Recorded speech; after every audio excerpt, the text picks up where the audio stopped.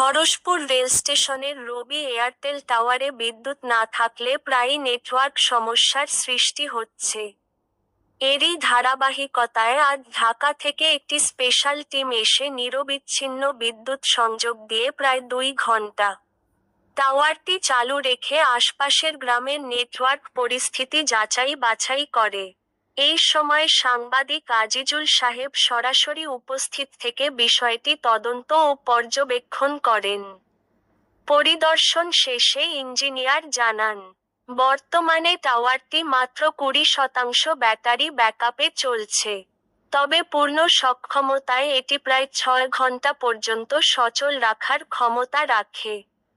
Site থেকে প্রাপ্ত তথ্য অনুযায়ী, এখানে প্রায় 6 ঘণ্টা পর্যন্ত ব্রডব্যান্ড সেবা ভালো থাকে, যা স্থানীয় দোকানদাররাও নিশ্চিত করেছেন। এছাড়া টাওয়ারে কোনো প্যাসিভ সমস্যা পাওয়া যায়নি এবং বাজার এলাকায় নেটওয়ার্ক স্পিডও সন্তোষজনক পাওয়া গেছে। ভবিষ্যতে বিদ্যুৎজনিত কারণে যেন নেটওয়ার্ক সমস্যার সৃষ্টি না হয়, সে লক্ষ্যে 6 ঘণ্টা পর জেনারেটর চালুর ব্যবস্থাও রাখা হয়েছে বলে সংশ্লিষ্ট সূত্র জানিয়েছে। News desk.